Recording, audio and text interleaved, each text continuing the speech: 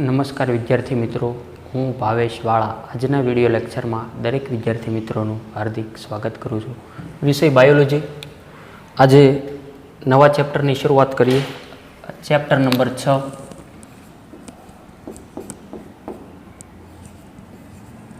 તો આપણે આગળના લેક્ચરની અંદર ચેપ્ટર નંબર 5 વનસ્પતિઓની બાહ્યાકાર વિદ્યા ડિટેલમાં જોઈ ગયા. તો આ ચેપ્ટર 6 પણ વનસ્પતિ રિલેટેડ જ છે. સપુષ્પી વનસ્પતિઓની અંતસ્થ રચના.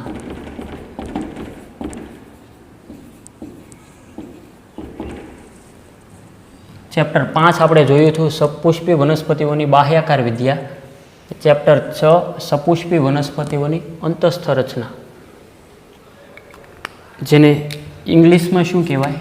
સપુષ્પી વનસ્પતિઓની એનાટોમી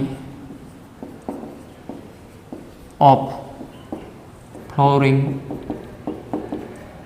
પ્લાન્ટ્સ. સપુષ્પી વનસ્પતિઓની અંતસ્થ રચના. કેમ આપણે આગળના જે ચેપ્ટરમાં જોઈ ગયા કે સપુષ્પી વનસ્પતિઓની બાહ્યાકાર વિદ્યા, કે વનસ્પતિના જે બાહ્ય ભાગો હતા તેનો આપણે ડિટેલમાં અભ્યાસ કર્યો. તો અહીંયા સપુષ્પી વનસ્પતિ એટલે કે આવૃત બીજધારી વર્ગની વનસ્પતિના અંદરના ભાગો જેવા કે પેશી, જે કાંઈ આવતું હોય, કોષ, પેશી, અંગો, અંગતંત્ર, તે બધાની ડિટેલમાં ડિસ્કસ કરીએ. તો સૌપ્રથમ પ્રસ્તાવનાથી શરૂઆત કરીએ. ચેપ્ટર નંબર 6ની અંદર આપણે ડિટેલમાં શેનો અભ્યાસ કરવાનો છે? સૌપ્રથમ તે હું અહીંયા ચાર્ટ સ્વરૂપે તમને આપું છું.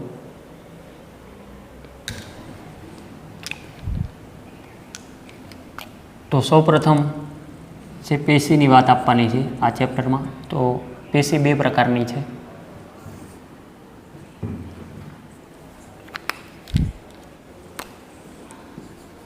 વર્ધનશીલ પેશી, બીજું સ્થાયી પેશી.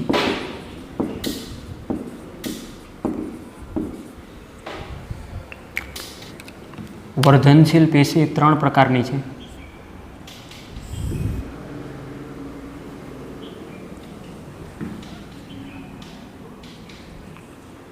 અગ્રીય વર્ધનશીલ પેશી,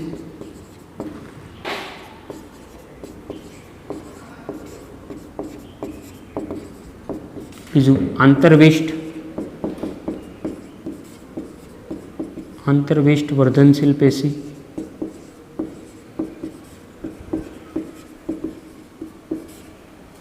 અને ત્રીજું છે પાર્શ્વીય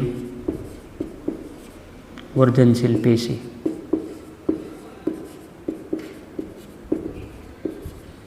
ત્યારબાદ સ્થાયી પેશી.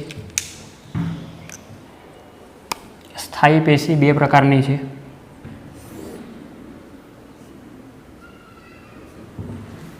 સરળ પેશી અને જટિલ પેશી.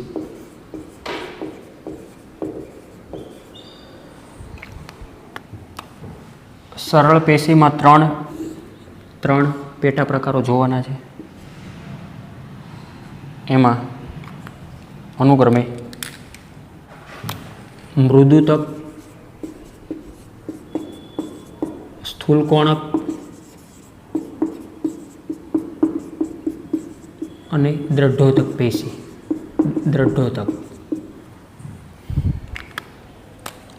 દ્રઢોતકમાં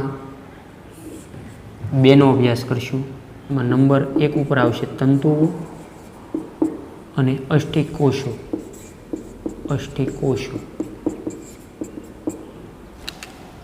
જટિલ પેશી 2 પ્રકારની છે.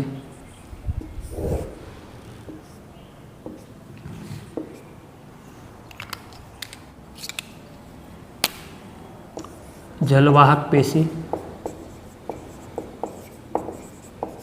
અને અન્નવાહક પેશી.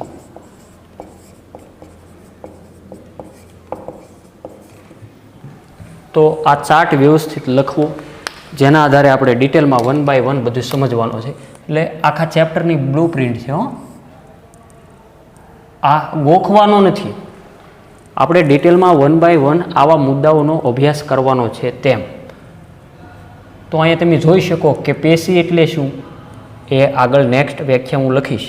જે તમને ખ્યાલ જ છે કે કોષોનો સમૂહ એટલે પેશી. આગળ આપણે ડિટેલમાં વર્ણન આપીએ જ છીએ. વર્ધનશીલ પેશી અને સ્થાયી પેશી એમ મુખ્યત્વે પેશીના બે પ્રકાર છે. વર્ધનશીલ પેશીમાં 3 અગ્રીય વર્ધનશીલ પેશી, આંતરવિષ્ટ વર્ધનશીલ પેશી અને પાર્શ્વીય વર્ધનશીલ પેશી. સ્થાયી પેશી બે પ્રકારની છે, સરળ પેશી, જટિલ પેશી. સરળ પેશીમાં 3 પ્રકાર, મૃદુતક, સ્થૂલકોણક, દ્રઢોતક.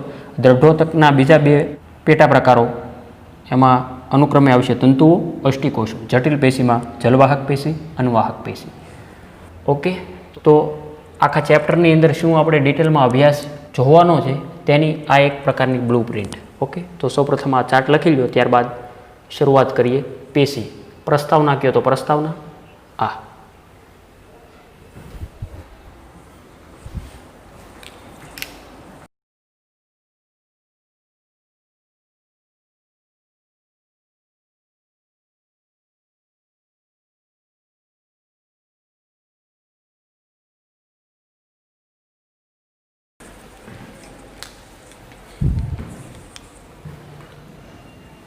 તો હવે શરૂઆત કરીએ પેશી, જેને ઇંગ્લિશમાં શું કહેવાય? The tissue. ધ ટિશ્યુસ એટલે પેશી. સૌ પ્રથમ વ્યાખ્યા જોઈએ તો કે પેશીનું નિશ્ચિત કાર્ય હોય, હા કે ના, એ સમજતા પહેલાં આ તમને ખ્યાલ હોવો જોઈએ. આગળનું આપણે પૂર્વજ્ઞાન યાદ કરીએ કે કોઈ પણ સજીવ શેનો બનેલો છે? કોષનો, હા કે ના. કોષો ભેગા થાય એટલે પેશી, પેશી ભેગા થાય એટલે અંગો, અંગો ભેગા થાય એટલે અંગતંત્ર, અને અંગતંત્ર ભેગા થાય એટલે સજીવનું નિર્માણ થાય. આવું ચેપ્ટર 1ની અંદર શીખી ગયા તમે, હા કે ના. એક કોષીય હોય કે બહુકોષીય હોય, આખરે કોઈ પણ સજીવનો રચનાત્મક અને ક્રિયાત્મક એકમ કોષ એટલે સેલ. આવું તમારે અગાઉ આવી ગયું. તો વાત કરીએ પેશીની. તો પેશી એટલે શું? અહીંયા શું થયું? શેનો સમૂહ થયો? અંગોનો કે અંગોનો કે કોષોનો? તો તમે તરત જ જવાબ આપશો કોષોનો સમૂહ એટલે પેશી, પેશીનો સમૂહ એટલે અંગો, અંગનો સમૂહ એટલે અંગતંત્ર, અને એ રીતના સજીવનું નિર્માણ થાય. આ બધું આપણે ચેપ્ટર 4ની અંદર પણ વ્યવસ્થિત જોઈ ગયા કે કયા પ્રાણીની અંદર પેશી સ્તરીય, અંગ સ્તરીય, અંગતંત્ર સ્તરીય આયોજન જોવા મળે. ક્લિયર? તો સૌપ્રથમ વ્યાખ્યા આપીએ.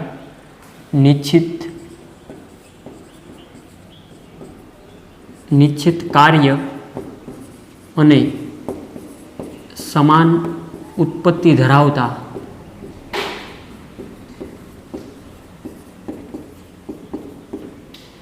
કોષોનો સમૂહ એટલે બીજું કાંઈ નહીં, પેશી. શું કીધું વ્યાખ્યા? નિશ્ચિત કાર્ય, ચોક્કસ કાર્ય. એમ નિશ્ચિત કાર્ય અને સમાન ઉત્પત્તિ ધરાવતા, શું કીધું? નિશ્ચિત કાર્ય અને સમાન ઉત્પત્તિ ધરાવતા કોષોનો સમૂહ એટલે શું કહેવાય? પેશી. હવે દાખલા તરીકે કોષ વિભાજન દરમિયાન 1માંથી 2, 2માંથી 4, 4માંથી 8, 8ના 16, 16ના 32, 32ના 64, એ રીતના ગુણીય રીતે આગળ કોષોની સંખ્યામાં કોષ વિભાજન થાય. તો જે કોષો હૃદય બનાવશે તે ફક્ત હૃદયમાં તેનું સ્થાન, એટલે કે નિશ્ચિત કાર્ય માટે, એટલે કે હૃદયનું કાર્ય. સમાન ઉત્પત્તિ, જો ઉત્પન્ન તો ગર્ભીય અવસ્થા દરમિયાન એક સાથે જ બધાય થાય. ઓકે, એ તમને ખ્યાલ છે. પછી ગુણની રીતે આગળ વધે. સૌ પ્રથમ તો અંડકોષ અને શુક્રકોષ, દાખલા તરીકે મનુષ્યની વાત કરું તો આ 2 કોષો ભેગા થાય અને આખું માનવ શરીર દાખલા તરીકે નિર્માણ થાય. માનવ શરીરમાં 10ની માથે 14 ઘાત એટલા કોષો આવેલા છે. આ બધા ભેગા થઈને માનવ શરીર બનેલું છે. તો ફક્ત 2 કોષોમાંથી ઉત્પન્ન થયેલો માનવમાં હાથ, પગ, બધા અંગો, અંગતંત્ર, પાચનતંત્ર, બધા ઉત્સર્જન તંત્ર, પ્રજનન તંત્ર આવ્યું. તો આ બધા જ કોષો સ્પેશિયલ ભેગા થાય અને તેની રચના કરે. એટલે નિશ્ચિત કાર્ય અને સમાન ઉત્પત્તિ. ઉત્પત્તિ સમાન જ છે, પણ નિશ્ચિત કાર્ય જે સ્થાને હોય, હૃદયના કોષો હૃદય બનાવશે, મૂત્રપિંડના કોષો મૂત્રપિંડ બનાવશે. ઓકે, એટલે જે કાર્યને અનુલક્ષીને ત્યાં સ્થાન પામશે. એટલે નિશ્ચિત કાર્ય અને સમાન ઉત્પત્તિ. હવે દાખલા તરીકે બ્લડ છે તે પણ એક પ્રકારનો કોષ છે. ઓકે, આરબીસી, ડબલ્યુબીસી આવું તમારે આગળ પણ આવશે. તો તે લિક્વિડ ફોર્મમાં છે. શા માટે? આવું પણ આગળ આપણે ડિટેલમાં ડિસ્કસ આપશું. અને કેટલાક હાડકાઓ છે એ તમે સારી રીતે સમજી શકો કે નિશ્ચિત કાર્ય અને સમાન ઉત્પત્તિ ધરાવતા કોષોના સમૂહને શું કહેવાય? પેશી. ક્લિયર? આગળ વાત કરીએ. પેશીને બે સમૂહમાં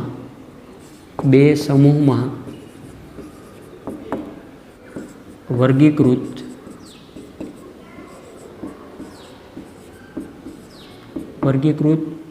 કરવામાં આવે છે, જે આગળ આપણે ચાર્ટમાં જોઈ ગયા. કયા બે વર્ગમાં? સૌપ્રથમ વર્ધનશીલ પેશી અને બીજું છે સ્થાયી પેશી. અહીંયા બધું યાદ રહી જાય કે નહીં? કે પેશીને બે સમૂહમાં વર્ગીકૃત કરવામાં આવે, વર્ધનશીલ પેશી અને સ્થાયી પેશી. આ વર્ગીકરણ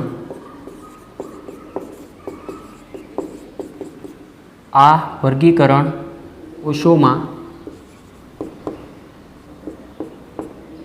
કોષ વિભાજનનો ગુણ છે કે નહીં તે બાબતને ધ્યાનમાં રાખીને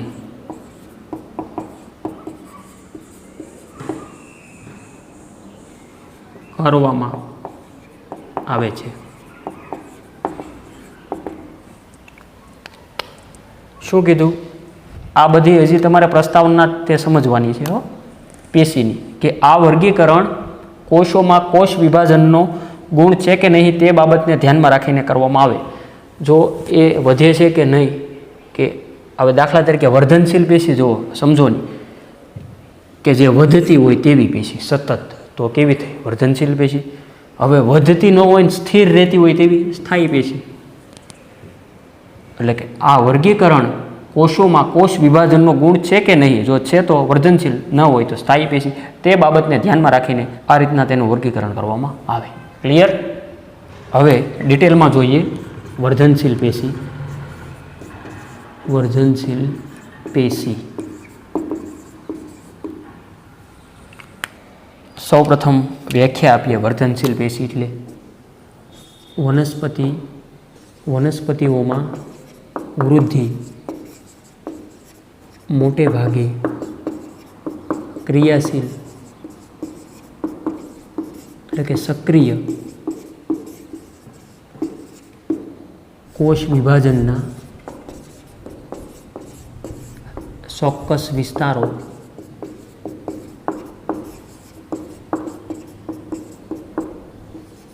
પૂરતી મર્યાદિત છે.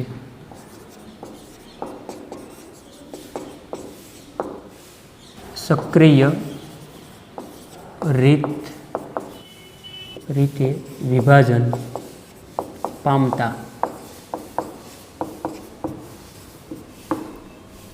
કોષોના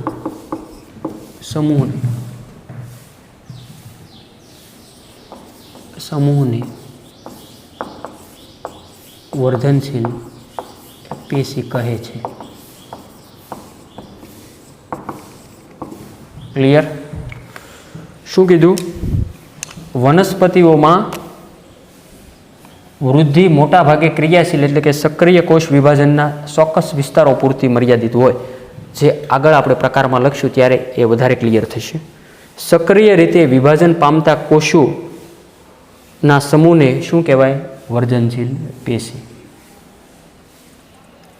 તો વિદ્યાર્થી મિત્રો, વર્ધનશીલ પેશી 3 પ્રકારની હોય. આગળ આપણે એક ચાર્ટમાં જોયું તો તેમાં પ્રથમ આવશે વર્ધનશીલ પેશીમાં અગ્રીય વર્ધનશીલ પેશી, ત્યારબાદ આંતરવિષ્ટ વર્ધનશીલ પેશી અને ત્યારબાદ પાર્શ્વીય વર્ધનશીલ પેશી. તો સૌપ્રથમ વાત કરી અગ્રીય વર્ધનશીલ પેશી. સૌપ્રથમ વર્ણન જોઈએ અને તેના સહારે યાદ રાખીએ. મૂળ અને મૂળ અને પ્રરોહની ટોચ એટલે કે તેના ટોચના ભાગે, અગ્રભાગે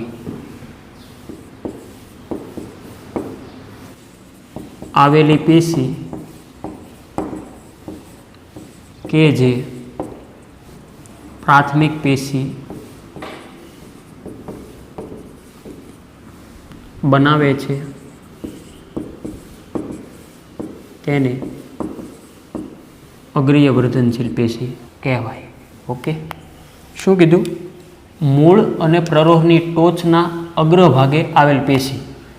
વનસ્પતિ અહીંયા દર્શાવીએ. આ મૂળ, આ પ્રરોહ, આ પર્ણ.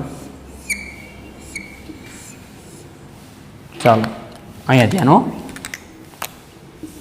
અગ્રીય એટલે જોવો ને આગળના ભાગે. પ્રરોહ તંત્ર એટલે કે અહીંયા હશે. અહીંયા આપણે રેડથી હાઇલાઇટ કરીએ જેથી તમને દૃશ્યમાન થાય. આ ભાગ કે આ ભાગ, એની ટોચનો ભાગ એ ઉપર હોય કે નીચે હોય. એટલે મૂળ અને પ્રરોહની ટોચ એટલે કે અગ્રભાગે આવેલી પેશી છે કે જે પ્રાથમિક પેશી બનાવે તેને અગ્રીય વર્ધનશીલ પેશી કહેવાય. સૌપ્રથમ વ્યાખ્યા, ત્યારબાદ મૂળની અગ્રસ્થ વર્ધમાન પેશી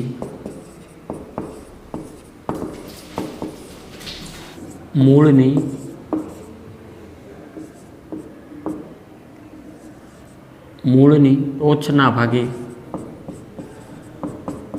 આવેલી હોય છે. જ્યારે દરેક પ્રકાંડની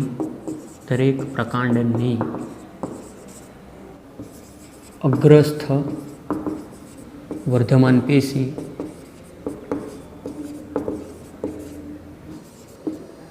પ્રકાંડના દૂરસ્થ છેડે આવેલી હોય છે.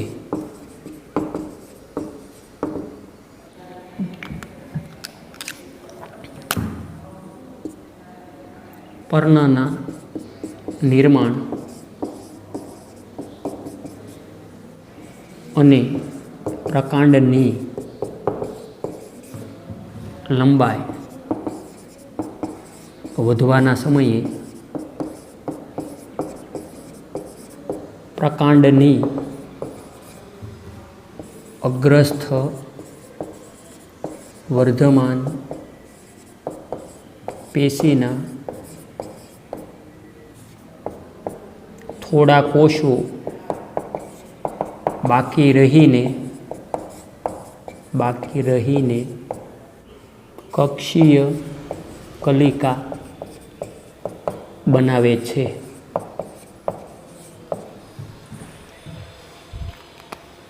શું કીધું? મૂળની અગ્રસ્થ વર્ધમાન પેશી. મૂળ ક્યાં છે? આર્યુ મૂળ. મૂળની અગ્રસ્થ વર્ધમાન પેશી આ થઈ કે નહીં? મૂળની અગ્રસ્થ વર્ધમાન પેશી મૂળની ટોચના ભાગે આવેલી છે, એમાં આપણને કોઈ શંકા નથી. જ્યારે દરેક પ્રકાંડ, વનસ્પતિમાં દરેક પ્રકાંડની અગ્રસ્થ વર્ધમાન પેશી પ્રકાંડના દૂરસ્થ છેડે આવેલી હોય. હવે પ્રકાંડ તમને ખબર છે કે શાખાઓમાં પણ વહેંચાયેલું હોય, હા કે ના? તો અહીંયા દર્શાવું કે આ દાખલા તરીકે વનસ્પતિ, આ મૂળ, આ જમીન લેવલ અને પ્રકાંડ. અહીંયા દાખલા તરીકે હું શાખામાં દર્શાવું. અલગ અલગ શાખામાં પ્રકાંડ છે, એમાં પર્ણો આવશે વગેરે. જોવો અહીંયા એક એક શબ્દ સમજવો. જ્યારે દરેક પ્રકાંડની અગ્રસ્થ વર્ધમાન પેશી પ્રકાંડના દૂરસ્થ છેડે આવેલી છે. પ્રકાંડના દૂરસ્થ છેડો એટલે કયો? આ કે નહીં? આ નહીં, આ નજીકનો છેડો નહીં, દૂરસ્થ છેડે. આ દાખલા તરીકે શાખા નીકળે તો આ છેડે. શબ્દ સમજો નહીં ભાઈ. અગ્રીય વર્ધમાન પેશી એટલે કે અગ્રીય વર્ધનશીલ પેશી ક્યાં આવેલી હોય? અગ્રભાગે. પ્રકાંડનો અગ્રભાગ જે હોય કે મૂળનો જે હોય અગ્રભાગ, એ સમજી ગયા? એટલે કે પ્રકાંડના દૂરસ્થ છેડે આવેલી હોય. पर्णना निर्माण अने प्रकांडनी लंबाई वधवाना समये हवे दाखला तरीके अहींया मानी लो कि अहींथी पर्णनुं निर्माण थयुं। आ रीतना पर्णनुं निर्माण थयुं। पर्णना निर्माण अने प्रकांडनी लंबाई वधवाना समये आ खास याद राखजो। पर्णना निर्माण अने प्रकांडनी लंबाई वधवाना समये प्रकांडनी अग्रस्थ वर्धमान पेशीना थोड़ा कोषो बाकी रही। हवे आ दाखला तरीके आवुं मानी लो कि आ कोषो थोड़ाक एटला अहींया वध्या। અહીંથી तो તમે જોઈ શકો કે અહીંથી પર્ણ નિર્માણ થયું, પછી પ્રકાંડ થોડુંક આગળ વધ્યું, પર્ણના નિર્માણ થયું અને પ્રકાંડની લંબાઈ વધી। હાલ એટલી બધી લંબાઈ વધવાના સમયે પ્રકાંડની અગ્રસ્થ, પ્રકાંડની અગ્રસ્થ એટલે આ જ ભાગ ને, પ્રકાંડની અગ્રસ્થ વર્ધમાન પેશીના થોડા કોષો બાકી રહીને કક્ષીય કલિકા બનાવે। હવે અહીંયા આ રીતના કક્ષ કલિકા બનાવે અને ત્યાંથી જે કાંઈ પુષ્પ, ફળ, બીજ જે કાંઈ આવતું હોય, પર્ણ કે નવી શાખા એ નિર્માણ થાય એ આપણે આગળ જોઈ ગયા। આમ આ રીતના સમજી ગયા। એટલે પર્ણના નિર્માણ અને પ્રકાંડની લંબાઈ વધવાના સમયે પ્રકાંડની અગ્રસ્થ વર્ધમાન પેશીના થોડા કોષો બાકી રહીને કક્ષીય કલિકા બનાવે। તો અગ્રીય વર્ધમાન પેશી જોયું, ત્યારબાદ આંતરવિષ્ટ વર્ધનશીલ પેશી જોઈએ। સૌપ્રથમ એટલું પહેલાં વ્યવસ્થિત લખી લો।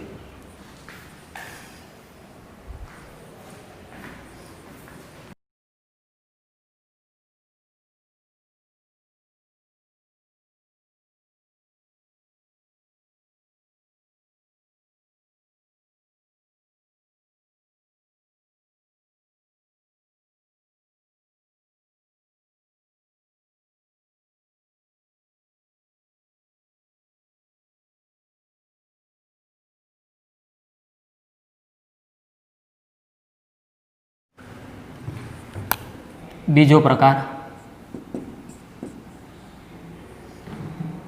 अंतर्विष्ट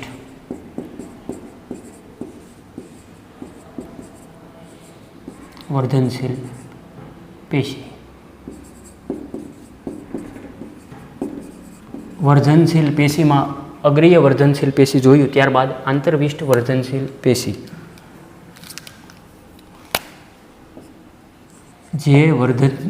जे वर्धनशील पेशी पुख्त एटले के परिपक्व पेशीओनी वच्चे जोवा मळे छे तेने आंतरविष्ट वर्धनशील पेशी कहेवाय। सौ प्रथम व्याख्या आपी कि आंतरविष्ट वर्धनशील पेशी एटले शुं। तो आंतरविष्ट वर्धनशील पेशी एटले के जे पेशी पुख्त एटले के परिपक्व बनी गई होय अने आवी पेशीओनी वच्चे जे पेशी जोवा मळे तेने आंतरविष्ट कहेवाय। फॉर एक्जाम्पल આપણે આવું તો સમજી ગયા કે કોષોના સમૂહને શું કહેવાય? પેશી જ તેને। આ દાખલા તરીકે કોષો અહીંયા હું દર્શાવું, આ રેડ કોષો અહીંયા દર્શાવ્યા મેં, તેમાં કોષ કેન્દ્ર, કોષ રસ જે આવતું હોય તો હોય જ। તો આ કોષો છે અને તેની અંદર એક ગ્રીન છે, જે માની લ્યો કે આ ગ્રીન છે જે અપરિપક્વ છે, જે પરિપક્વ નથી। તો આવી પેશીને શું કહેવાય? आंतरविष्ट वर्धनशील पेशी। जे वर्धनशील पेशी पुख्त एटले के परिपक्व पेशीओनी वच्चे जोवा मळे तेने आंतरविष्ट वर्धनशील पेशी कहेवाय। क्लियर? खास करीने क्यां जोवा मळे? तो तेवुं घासमां,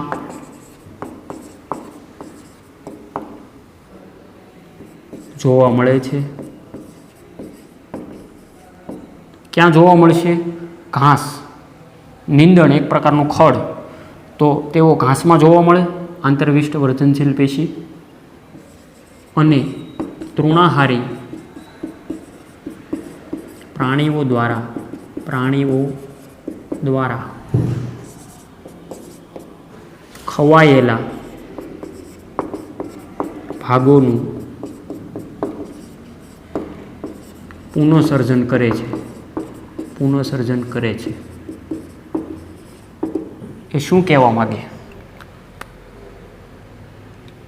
એટલે કે તેઓ ઘાસમાં જોવા મળે. કઈ પેશી? આંતરવિષ્ટ વર્ધનશીલ પેશી ઘાસમાં જોવા મળે. હવે ઘાસને ખાનારા કોણ હોય? તૃણાહારી પ્રાણીઓ, દાખલા તરીકે ગાય, ભેંસ, બકરી, બળદ વગેરે.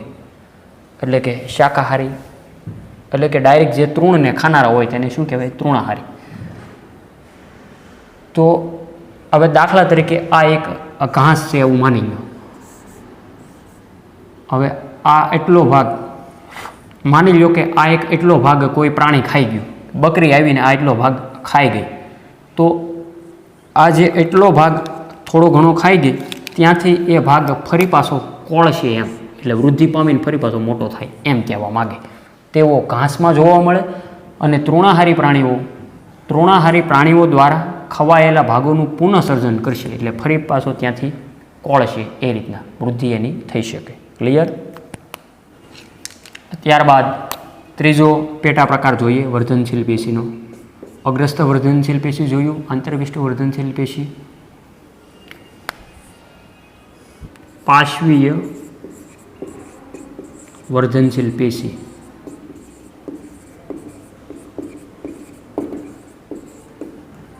શબ્દ ઉપરથી સમજી શકો કે અગ્રીય અગ્રભાગી હતી વનસ્પતિમાં, આંતરવિષ્ટ એટલે કે વચ્ચે હતી. શેની વચ્ચે? તો કે પુખ્ત કોષોની વચ્ચે. જ્યારે પાર્શ્વીય એટલે કે સાઈડમાં. જોઈએ વર્ણન એટલે વધારે ક્લિયર થાય. પ્રાથમિક વર્ધનશીલ પેશી બાદ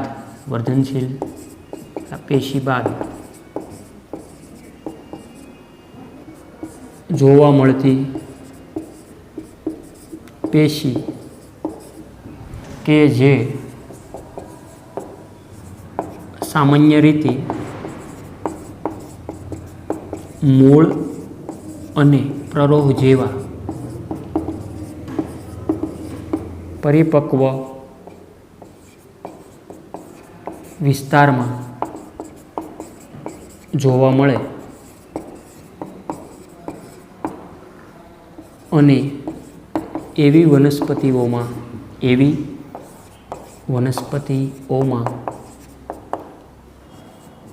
કે જેની ધરી કાષ્ઠમય હોય છે તેને દ્વિતીય વર્ધમાન પેશી કે પાર્શ્વીય વર્ધમાન પેશી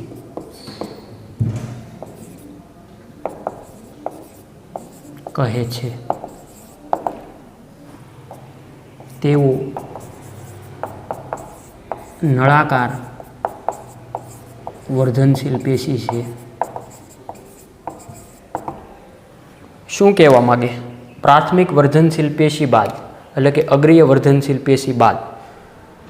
હવે અહીંયા હું સૌપ્રથમ વનસ્પતિ દર્શાવી દઉં. અહીંયા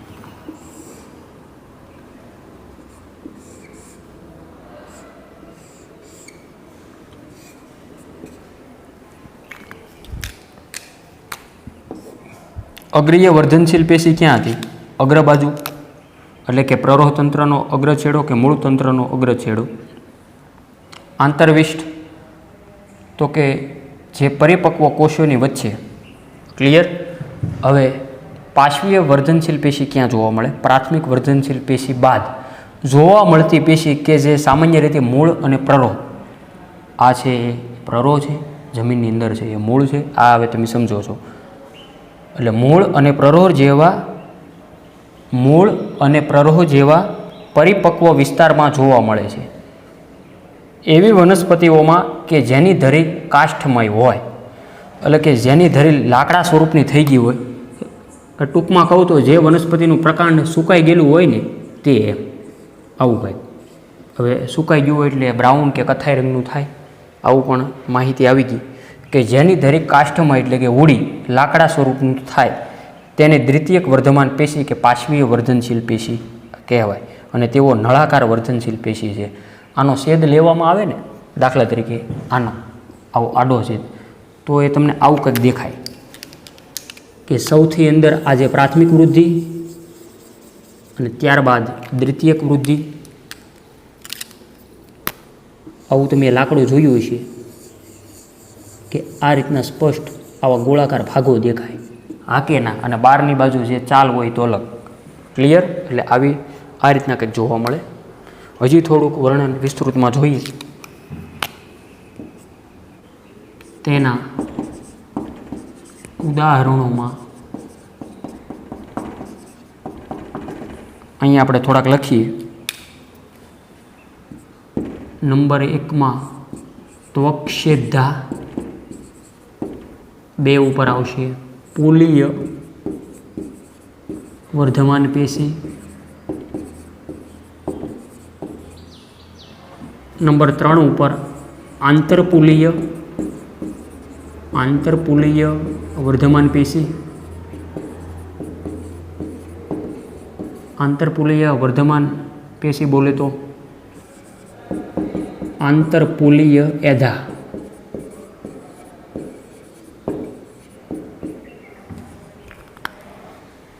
હવે ઉદાહરણના નામ જોઈને ઘણાને તો મૂંઝારો થવા મળ્યો છે કે સાહેબ ત્વક્ષેધા એટલે શું, પુલીય વર્ધમાન પેશી એટલે શું? વર્ધમાન પેશી તો સમજીએ, પણ આ પુલીય વર્ધમાન પેશી એટલે શું, આંતરપુલીય વર્ધમાન પેશી એટલે શું, એટલે કે આંતરપુલીય એધા એટલે શું, આ બધું જ ડિટેલમાં આગળ આવશે ભણવામાં. ઓકે, આ ચેપ્ટરમાં. ત્યારે એ આપણે વધારે વિસ્તૃતમાં વાત કરીશું. અત્યારે ફક્ત સ્વીકારી લો. આ પેશીઓ દ્વિતીયક પેશીના નિર્માણ માટે જવાબદાર છે. આ પેશી એટલે કે કઈ પાર્શ્વીય વર્ધનશીલ પેશી, કે આ પેશીઓ દ્વિતીયક પેશીઓના નિર્માણ માટે જવાબદાર છે. દ્વિતીયક પેશી. હવે આ દાખલા તરીકે આ સ્વરૂપનું લાકડું છે.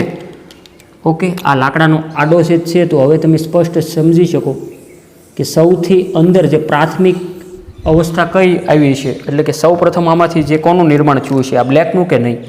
ત્યારબાદ અનુક્રમે તેની જાડાઈમાં વધારો થયો, એટલે કે આ રેડ, અને ત્યારબાદ ગ્રીન. આ ખાલી સમજવા માટે. ત્યારબાદ પ્રાથમિક અને દ્વિતીયક વર્ધનશીલ પેશીના કોષોમાં વિભાજન બાદ નવા બનેલા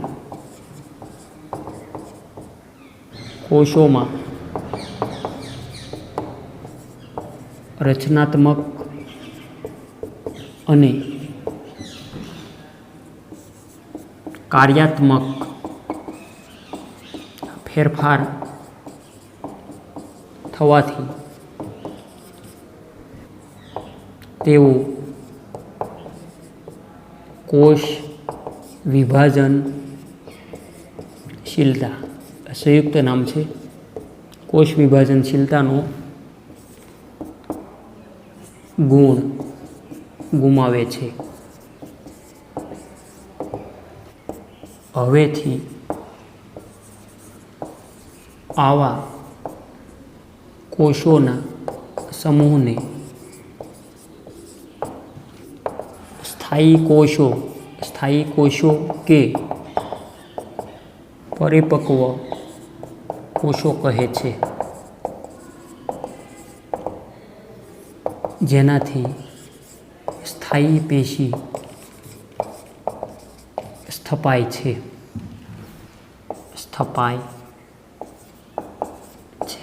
અને લાસ્ટ મુદ્દો, વનસ્પતિમાં પ્રાથમિક અંગો બનવાની સાથે અગ્રસ્થ વર્ધમાન પેશીના અગ્રસ્થ વર્ધમાન પેશીના કોષો દ્વારા અધિસ્તરીય પેશી,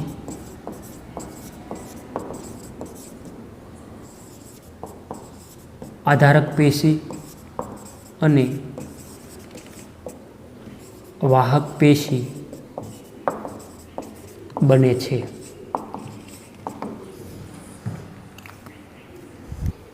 શું કીધું કે આ પેશી દ્વિતીયક પેશીના નિર્માણ માટે જવાબદાર છે તે જોઈ ગયા.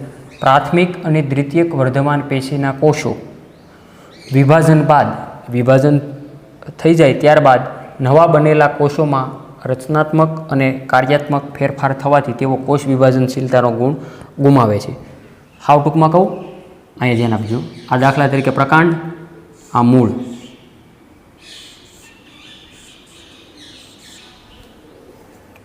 અહીંયા હું અલગ અલગ રંગની પેનથી જાણી જોઈને દર્શાવું. શા માટે? હમણાં એનું રીઝન આપું.